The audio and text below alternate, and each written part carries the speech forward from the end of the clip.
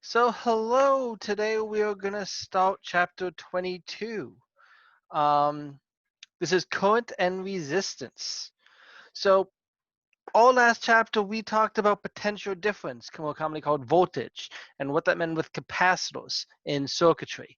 And now we're gonna talk about other things we could do with circuitry, but mostly the idea of current. So electrical current, which uses the symbol I, it's a capital I, lowercase I can get involved too, but we'll come to that later on. But electrical current, which uses the symbol I, is a way of talking about movement of charge. And I is, by definition, or at least I on average current, is the change in charge over the change in time. Um, delta Q over delta T. And that then would be a coulomb per second, but a coulomb per second gets its own unit called amps. For this reason, current is sometimes called amperage, the same way potential difference is sometimes called voltage, but actual word is current. Now, really that is on average. If you're looking at the amount of current at an exact moment in time, the instantaneous current, that would be the limit when time goes to zero. Or if you want calculus, the derivative of charge with respect to time. But yeah, that's just if you don't want to do an average, you gotta take a limit or take a derivative if you know your calc. We good so far? Okay. Now hmm this seems kind of weird, this idea of charge versus time. So it's worth stating out what I actually mean by that. And the best way to view current is to picture it as a pipe with positive direction things flowing through it, which isn't what happens at all. I'll come back to that. But let's say I have this pipe, and you know what? I'll just pick this up and do a visual. I have this pipe, and positive charge particles are flowing through. What you do is if you take a cross-section area, like if I just put something, over the end and recorded what passed through it, I would just record how much total charge flowed through in the time period. If this was, as I drew here, protons moving through, I could say maybe in one split second, these first three protons went through. And I could say that much charge in that time, just adding up the total charge of it. And that's the logic. It is the flow of charge. It's not, like most of the time with flow, you're like, how much water went through? It's not. It's just how many charged particles with what charge passed through. Now, we now know that positively charged particles do not flow. Um, and so current is defined as the direction of moving charge in the positive direction. But we have since learned that electrons move, and all flowing of charge is moving electrons. Now, this is really goddamn annoying. And this gets back to the whole Benjamin Franklin got it wrong thing. Because if you're looking at a change in electrons, well, they viewed it as, the things are getting more positive going this way. What that means in the real world is current is by moving electrons. And the direction of the current is always the opposite of the direction of the moving electrons. Like if the electrons are going this way, the current is that way, and vice versa, just because of the idea of science. This goes back to the whole thing that Benjamin Franklin found two things arbitrarily called one positive, one negative, and if he did it the opposite way, this would all be so much easier. But he didn't, so we live with it. But that's what current is, the amount of charge that moves in a given time. Now, current, and really also potential, though I didn't cover this last chapter, comes in two different flavors. What we're mostly going to talk about, though, is what was called DC current, which is a really dumb thing to say because DC stands for direct current. So when you say DC current, you're saying direct current. It's like the ATM machine. It's still the most common way to do it, though, is say DC current. But we're going to talk about DC and AC current. For now, I'm going to stick to DC. And DC current is a constant flow of electrons. Just electrons going down a pipe. This is like water going down a pipe. Batteries give energy in DC current. The problem with DC is it doesn't work well over long distances. I'll get into a little bit of the history of this in a tiny bit. But if you want to power something with DC, you need the power supply close because it involves electrons going from one end to the other.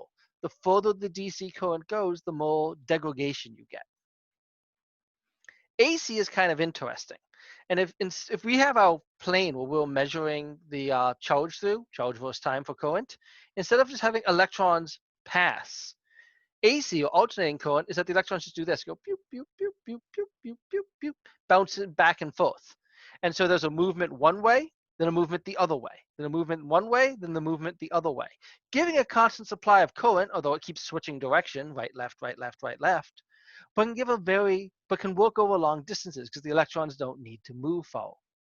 This works great over long distances. It's what you have in the walls of your house. You know, the power plant.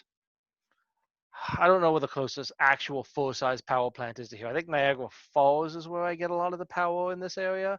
I mean, on campus we now have the solar power to power a lot of stuff, but it can go huge long distances without any issue. The history of this is fascinating as fuck. Um, I have this video at the bottom linked to. I'm not going to play. That's someone explaining it in drunk history because it's just funny to get your history version from drunk history. But like the short version of it is DC was worked out by Thomas Edison, and he's like, "This is how we're going to power America." AC was worked out by Nikola Tesla, who originally worked for Edison. Um, Tesla is that's a story I can come back to in a second. But Tesla started pushing for AC because it worked on long distances. And if we tried to power houses with DC, you would need a power station basically on every block in the city. Um, Edison didn't like being proven wrong, so decided to go out and prove that AC was deadly. And he did things like electrocute an elephant in front of people. Like literally, he got his hands on an elephant and electrocuted. He actually like hired like kids to go and steal animals for him to electrocute in front of people to prove the danger of AC. Meanwhile, Tesla kept inventing stuff. He did some of the first work on radio waves. He made the first engine. We'll talk about later. He's the guy who worked out how radar works. He worked out how neon light works. He worked out wireless communication. It seems like he found a way to transport energy, like electricity, wirelessly, but he never told people how he did it because he thought it could be used as a weapon, and kind of died destitute with like no money and a pigeon. The pigeon's a whole other story. This link from the oatmeal gives more about his life too. Um, yeah, he was in love with a pigeon. It's a thing. Um, it's nuts. It's just nuts. But the moral of the story is AC did win over this fight because it is a better way to power things because it can work over long distances and apparently kill an elephant. Now, as I said, we're going to talk about AC later. For now, let's stick to DC.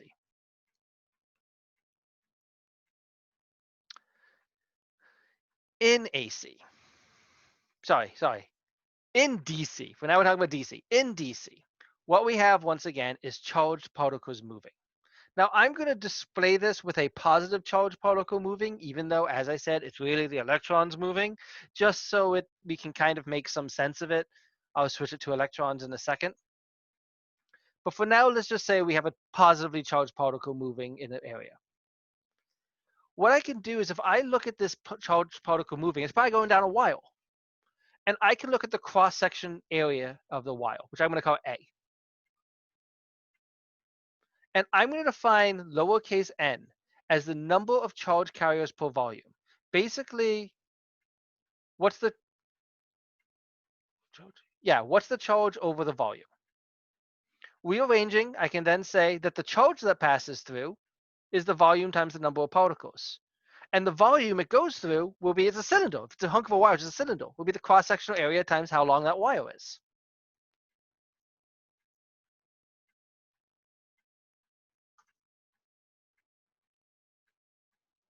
Now,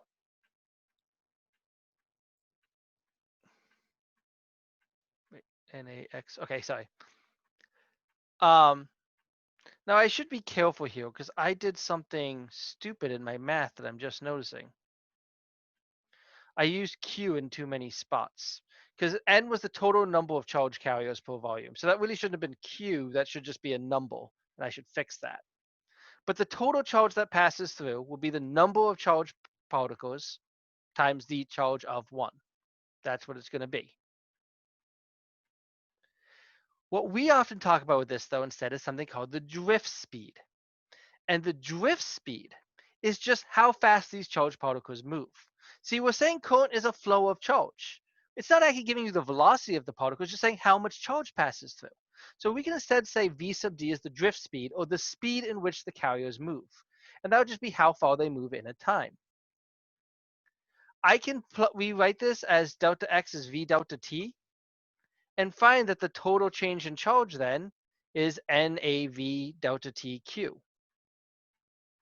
And if I divide both sides by delta T, I can get this equation, which is a long way to derive something, and not actually even that well, since, as I said, I used Q for 2 different things, which is a mistake. I will need to fix that. I can find this equation, and that says the current is the number of particles, the cross-sectional area, the drift speed times the charge of one thing. And what this actually says is that we can, for any given current, if you know the charge of the things moving, which, once again, normally electrons, so it's normally electrons, can figure out exactly how fast the particles move. But the thing is these really should be vectors. Current is a vector, and so is velocity. And I didn't put arrows over them. I'm going to make a lot of changes to the slide now that I think about it. Only second time teaching this class. Sometimes I didn't fix all the bugs in it. Which means that if Q is for an electron, that means I'm multiplying a vector by a negative number. That's why the velocity and the current are in opposite directions. That's why the convention is that the direction of the current is the same as the direction of positive flow. Normally on batteries, we label a positive and negative side, and the current will always go away from the positive into the negative, because that's the direction of current. But really, what's happening is the electrons are going in the opposite way. The electrons are going negative from the positive. We just define current as the other way, mostly to take up with the fact that this Q might be negative.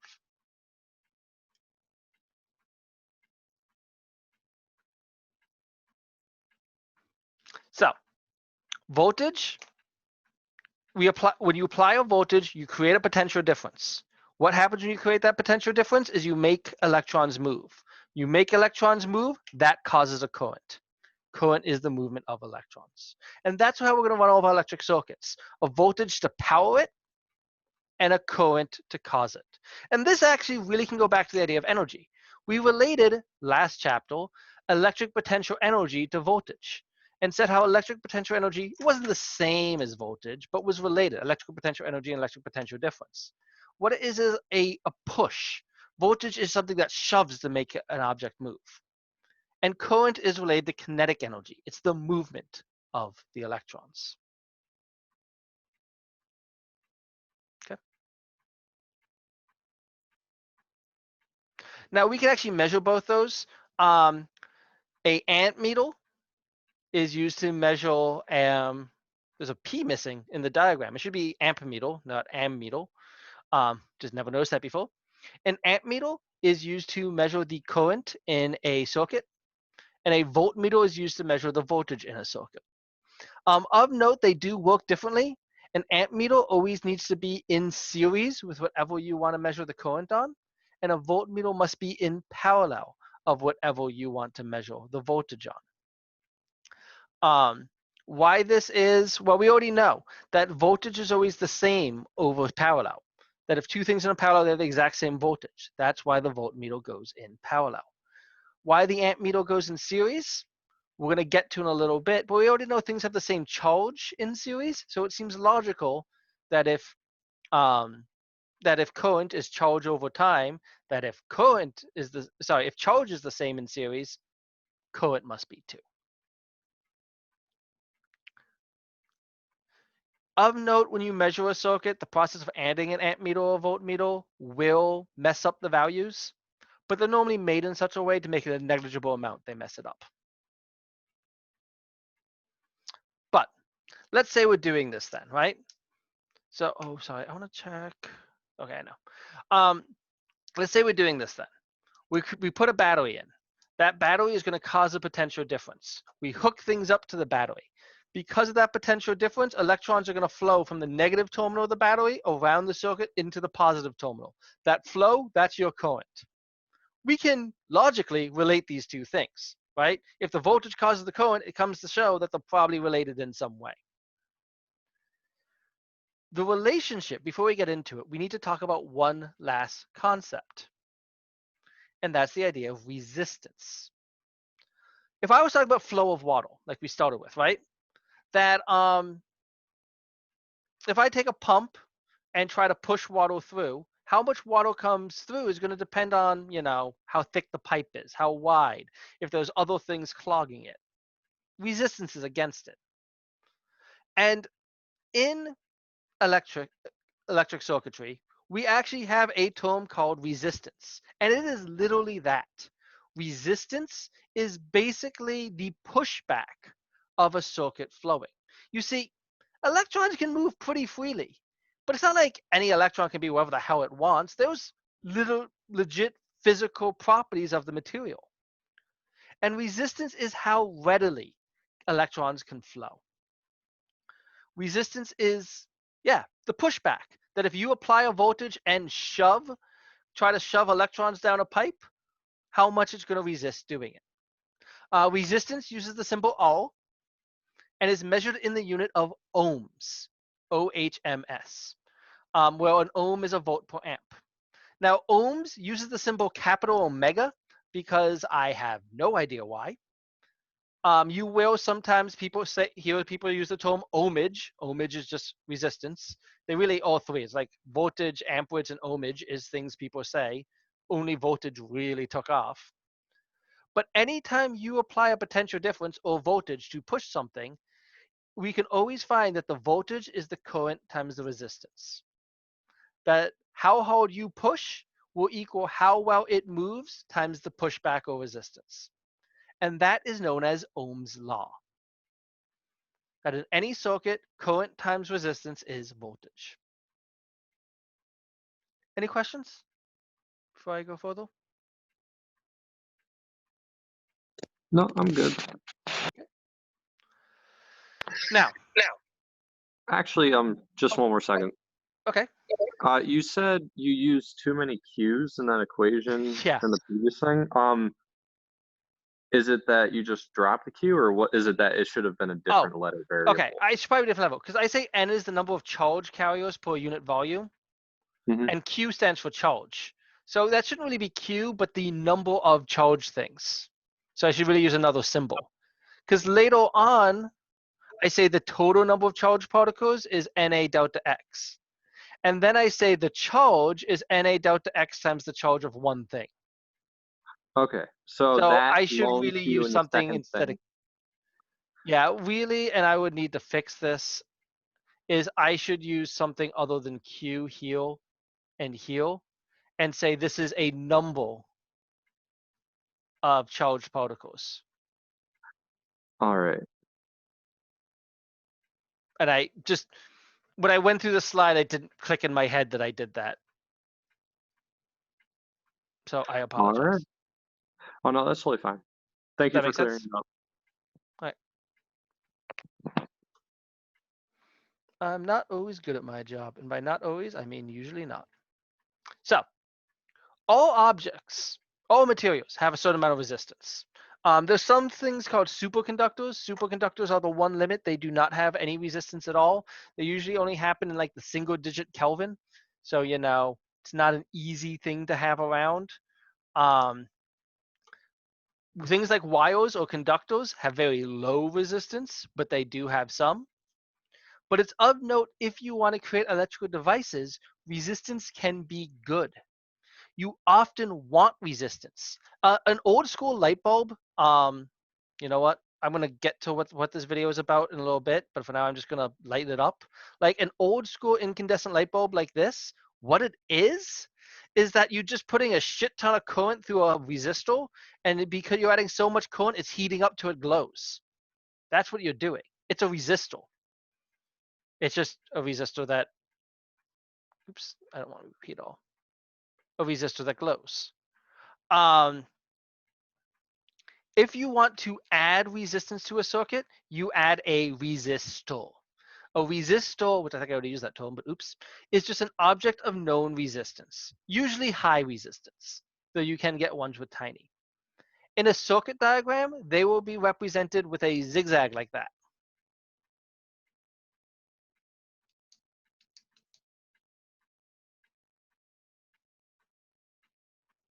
Okay? How to view it. Normally when we do circuit diagrams, any wires, we'll pretend the wires have zero resistance. They don't. All wires have some resistance. We'll just claim they have zero resistance to make life easier. So if you want to be more exact, sometimes they'll just draw in an extra resistor and say this is the equivalent resistance as if the rest of the wire. But in a circuit diagram, we normally ignore this. And for a very simple circuit, going from a battery to a resistor back to the battery, what I can say is that this is as if I have this water wheel picture to the bottom. If I had a water wheel with a pump, a valve, and then pouring water on this water wheel, what's happening is that how hard this pump pushes, that's going to be our voltage, how hard it pulls. The valve, which is going to limit the flow, that valve is going to be what the resistance is, how much we limit the flow, how much we slow down the flow. And then the actual water flowing, that's the equivalent of the current. But it's of note for my water wheel, if this is spinning a wheel, that could use that to create work, right? That if I make the wheel spin, I can do things. And this works in electrical too. If you have moving electrons hitting an object, you can use it for energy, for lack of a better term. You can use it to create things. You know, a light bulb, when you tie it on, it glows. That is you setting off energy. That energy comes from this electrical movement of electrons. And so what it is the potential makes the electrons move. The resistance controls the movement. But the actual movement, the current, that is what powers devices. Current is what makes the lights turn on, the computer screen turn on, and whatnot. We normally say how the voltage does that, but the voltage just gets them moving. It's the actual movement of electrons we use in energy. Okay? Hmm. Now, if you want to make a resistor, how resistors for the most part are just hunks of material that are not conductors. They're just hunks of insulators that we put into a circuit. The resistance of any resistor can be found using the equation R equals rho L over A, where rho is the resistivity of a metal. Well, resistivity in ohm meter is just how well that material resists electricity. L will be the length of the resistor, and A will be the cross-sectional area. It's of note that all materials have their own value for resistivity, although it's really annoying because resistivity depends on temperature. Um, but most things that are conductors have low values. Most things that are insulators have high values. But you'll find that resistivity does fluctuate with temperature. Um, most of the time when you find tables of resistivity, which I'll put one up in a second, it's like for a set temperature. And a lot of, well, I'll get into temperature variance in a tiny bit. We'll come back to temperature affecting it. So here's some values in case you ever want to see it. You can see the conductors are all like 10 to the negative 8th for their resistivity. The semiconductors kind of from there to like 3 digits. But the insulators are like 10 to the positive 14th, 15th, 16th. They can have a pretty big spread in resistivity among different compounds, being a conductor, semiconductor, or an insulator.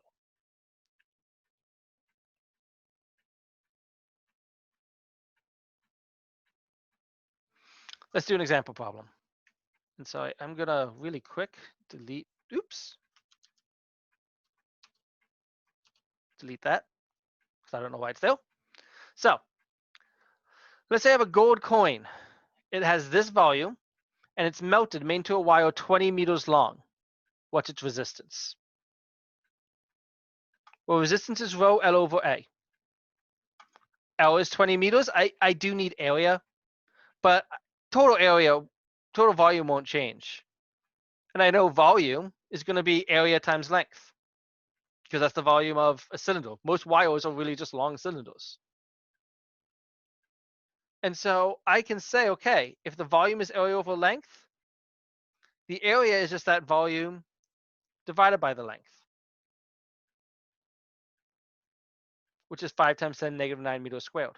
So if I make this wire 20 meters long, it's going to be its area will be 5 times 10 to negative ninth. Its length will be 20 meters, and the resistivity will be 2.44 times 10 to the negative eighth ohm meters. That means the resistance of this resistor, or of this wire, it's not really a resistor, can be plugged in and get a value.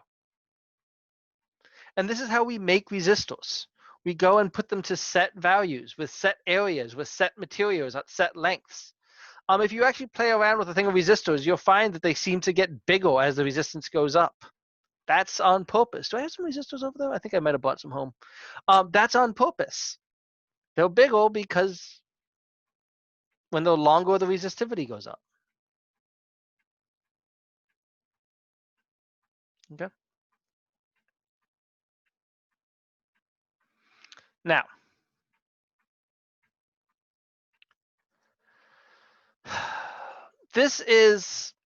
I'm about to teach this with a really weird approximation, but it kind of works. Let's say you were going to run down a hallway. If the hallway is empty, it's pretty easy to do.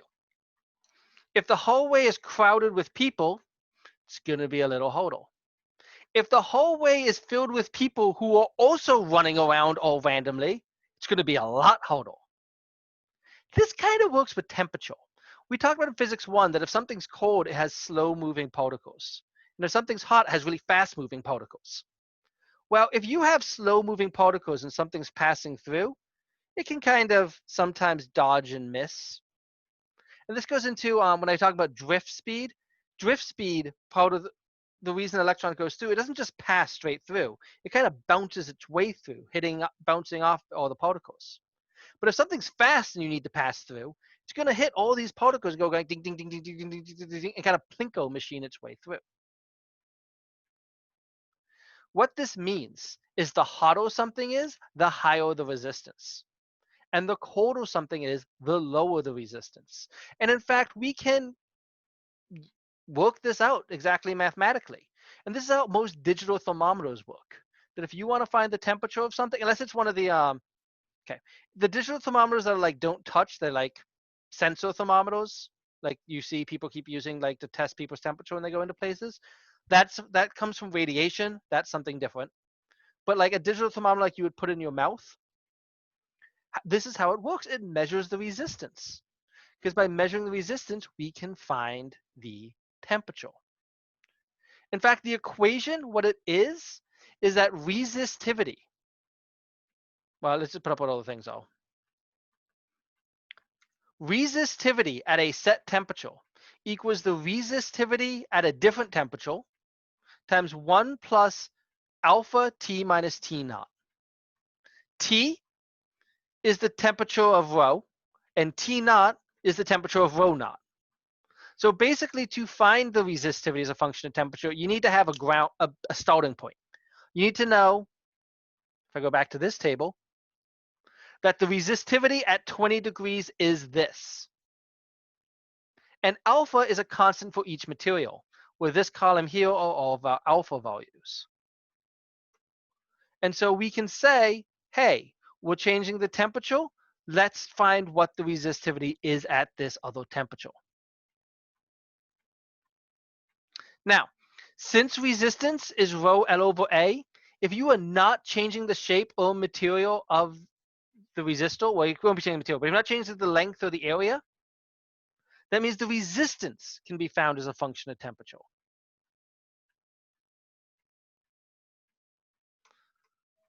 And so if your resistor is not changing temperature, or at least only negligibly changing temperature, because we already know if you change the temperature of something, it's going to get longer.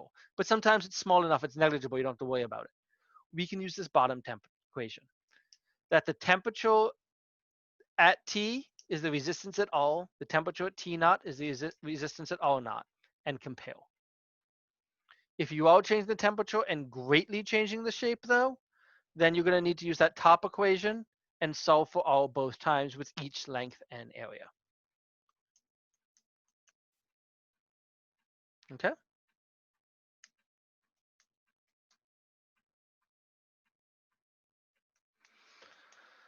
Okay, let's get to where I actually want to go with this.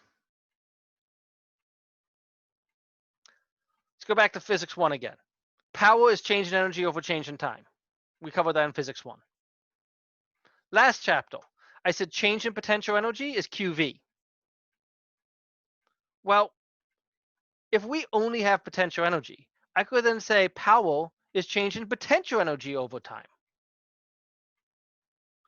And what I'm using, I'm going to kind of factor my V out and say, hey, Q over T, or at least change in Q over T, that's what we called current. And I said that current is what causes things to happen. What this says is that for any circuit, the power it puts out is its current times voltage. Now, a wire normally will have kind of almost nothing in the wire itself. But in a resistor, we can say that the power going through a resistor, or the power being put out by a resistor, the change in energy, once again, what we use to power our devices is IV. The power in joules, sorry, the power in watts, I misspoke. The power in watts is current times voltage. Now, don't forget that V equals IR. So if I solve this for V and plug it in, I can get this equation. And if I solve V equals IR for I and plug in, I get that equation. But I have 3 equations for power. That should have showed up earlier. And for power, I can say it's either IV or I squared all or V squared over all. And this would be the power dissipated by a circuit.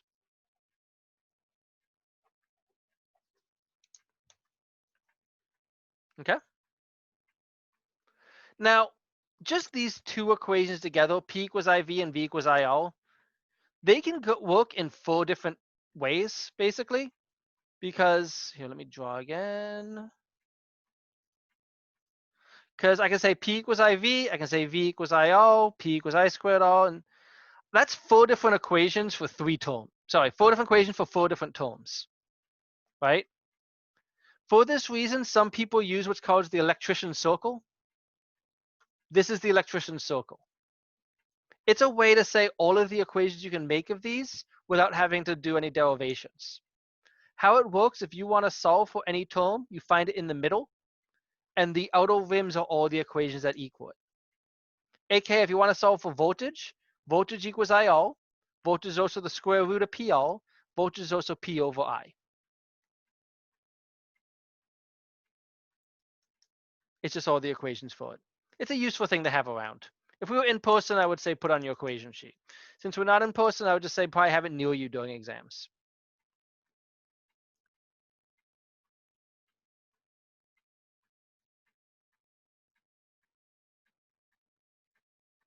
Okay? Mm-hmm.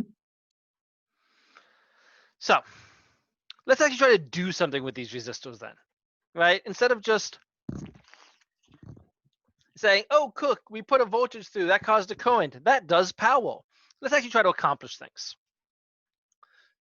Well, if you want to actually accomplish things, like, I put a voltage through these light bulbs, this voltage causes a current, which causes them, actually go to here, which causes them to light up. Because that's all it is. Once again, old school light bulbs are just resistors that glow because they're hot. We'll cover glowing because they're hot a lot more in a later chapter. If I actually want to accomplish this, what I'm going to have to do is talk about how to hook things up in circuitry. And for last chapter, we talked about capacitors in series and parallel and what that meant. So now we're going to do the same thing, just resistors in parallel and series. Let's start with series. And let's say I have 2 resistors, here drawn as light bulbs, hooked up in series. This is what it looks like. I put a battery, current goes from positive to negative, and 2 resistors, R1 and R2. In series, we know that the charge is the same everywhere. But if the charge is the same everywhere and current is charged over time, that means the current is the same everywhere. If I'm in series, I can say the current on resistor 1 is equal to the current on resistor 2, which would equal the current on an equivalent resistor if I put them together. And I'm going to do the same thing as I did for capacitors. I'm going to say, let's just pretend we had one big resistor, as opposed to let's pretend we have one big capacitor, an equivalent resistor, an all equivalent. What I can say is the voltage of the battery will equal the current times the all equivalent. But that current will be the same as I said on each individual resistor. Well, V1 will equal IR1, aka resistor 1 will have a voltage V1, and resistor 2 will have a voltage V2. Now we know that the sum of the voltages, once again from last chapter, will equal the voltage of the battery. So if you rearrange this and do a little bit of math, you can find that there's equivalent resistances them added together. In series, if you have multiple resistors in series, the equivalent resistance is the sum of each resistor in series. Now, this is directly against what we said for capacitors. In capacitors, they went by an inverse rule in series. But in series, all resistors just add up. If you have multiple resistors in series, the total resistance is the sum of each resistor.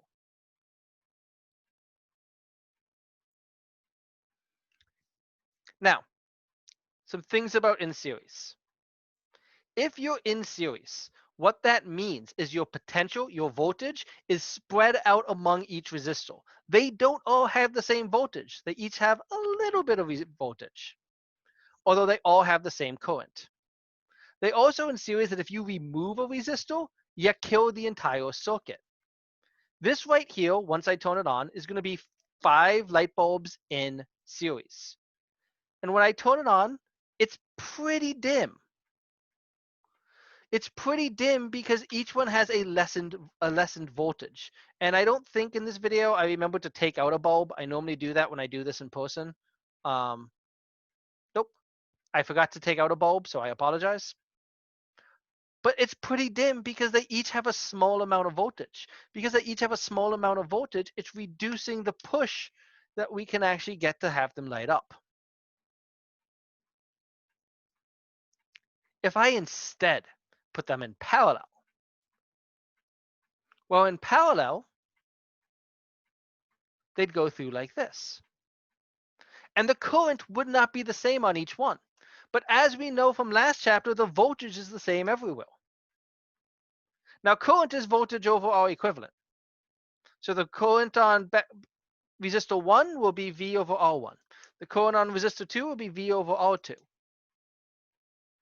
And the current through the battery will be the sum of the currents. Rearranging and doing a bit of math, I can get our inverse law for resistors in parallel. In parallel, resistors all have the same voltage. But if you want to find equivalent resistance, you must use an inverse law. What this means is if you add multiple resistors in parallel, what happens is they will have the more resistors you put in parallel, the lower the resistance goes. And there will be less current. However, when they're in parallel, and me closing this puts these in parallel, when they're in parallel, they all get the same amount of voltage as the wall originally had, or the battery originally had. And they're going to be brighter because they have more voltage pushing things through. Now, we in our houses are wired to put everything in parallel. The reason why is devices are made to work with a set amount of voltage. And if you hooked everything up in series, everyone would get a different amount of voltage depending on the power. Also, if your house was wired in series, that would mean if you unplug your toaster, your fridge turns off because everything is in a line. But because we work in parallel, we can plug in and unplug things as we need and still have pieces work. Okay? So, in summary, in parallel, resistors have the same voltage. They divide up their current. That's the equivalent resistance. In series, they all have the same current. You can add up the voltages. That's their equivalent resistance. And I'm kind of like in summary, but let's be honest, I can do a better summary. In real summary, this is everything. Well, let's put a line here. So in parallel, everyone has the same equivalent capacity. Equivalent capacitance adds up, while resistors are inverse. Charges add up, current adds up, and voltage is the same. In series, capacitors follow the inverse rule, resistors add up, and charge and current are the same everywhere, while voltage has to be summed.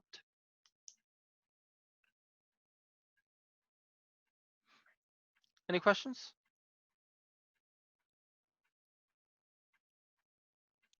Nope. I think I got it. Okay. 9 minutes left. I'll do one example problem. So here's a circuit. I got a resistor R1, R2, R3, R4. What's the equivalent resistance? And if I put a 12-volt battery between A and C, what's the current and voltage on each resistor? This is just like what we did with capacitors. They have slightly different rules, slightly different equations, but I'm going to follow this the same way. If I want to get the equivalent resistance, I'm going to start by taking pieces and slowly putting them together. And I can look at this and say, okay, I have 1 and 2 going into 3 and 4. So if I want to get the equivalent resistance, I'm going to start by putting resistors 3 and 4 together. Resistors 3 and 4 are in parallel. So I can say resistance 3, 4, or at least 1 over resistance 3, 4, is 1 over R3 plus 1 over R4, which is 1 over 6 plus 1 over 3, which is 3 over 6. And that means 1 over R3, 4 is 3 over 6, or a half. But that's not R3, 4, that's 1 over R3, 4. So I can say R3, 4 is a 2 ohm resistor.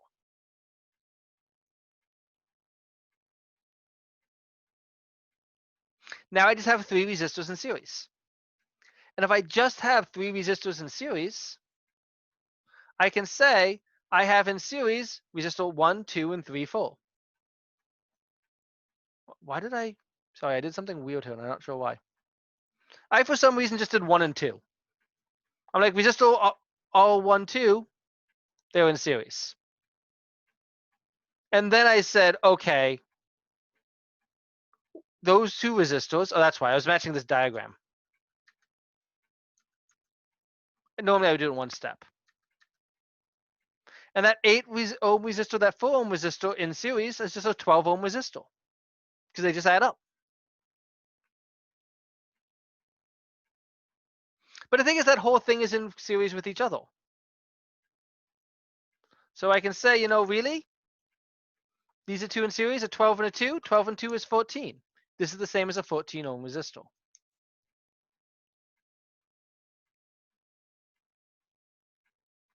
That's the equivalent resistance. Now, if I wanted the current and voltage on each resistor, what I'd do is I'd, just like the capacitors, work my way backwards.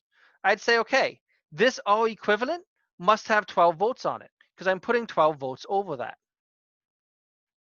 But that 12-volt resistor is made up of resistors in series. In series, everyone has the same current.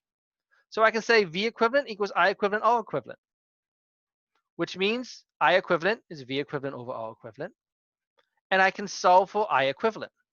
But that I equivalent, that's going to be the current on resistor 1, 2, and that's going to be the current on resistor 3, 4, because they're in series. And in series, everyone has the same current.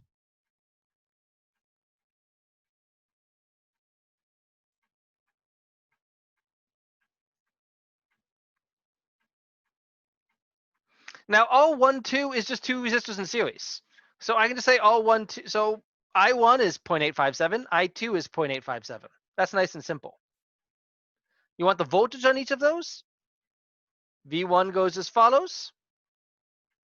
V2 goes as follows. And there you go. There's the current and potential on R1 and R2.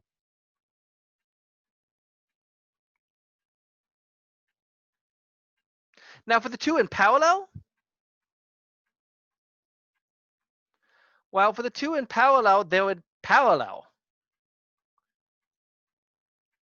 If they're in parallel, I can't do current, I need voltage. So I say, okay, what's the voltage on them? See, V equals IO.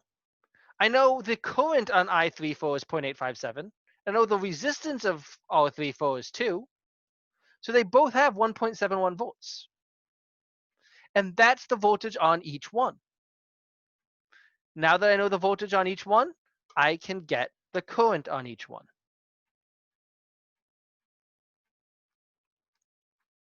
Just like capacitors.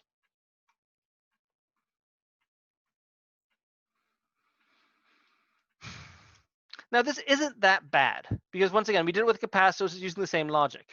But here's where I tell you, no, it is that bad. We're going to make this worse. Because the way this was done assumed a very simple setup with some resistors in parallel and series and a battery. But most circuitry is more complicated. Maybe we also throw in a capacitor, which we're not going to do to the very end of the chapter. Maybe there's multiple batteries.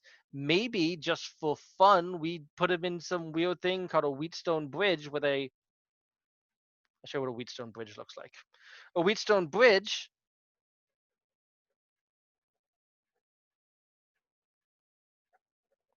they're in this pattern where we have 5 resistors like that, which is a little funky to work out what's in series and what's in parallel. Although you could say these two in series and these two in series, parallel, parallel, parallel. But it gets a little messy. For what we're really going to do for the most part is we're, instead of using this logic, we're going to follow something called Kirchhoff's rules. And I'm not going to start Kirchhoff rules today. There's only 3 minutes, and they are one of the messier things I'm going to do in this entire class. But that is what I'm going to do on Wednesday before I get into adding resistors or adding capacitors. So yeah, I'll stop there. That's a horrible segue, but I'm going to stop there. We'll pick up Wednesday. Yeah, I don't really have an ending today. Bye.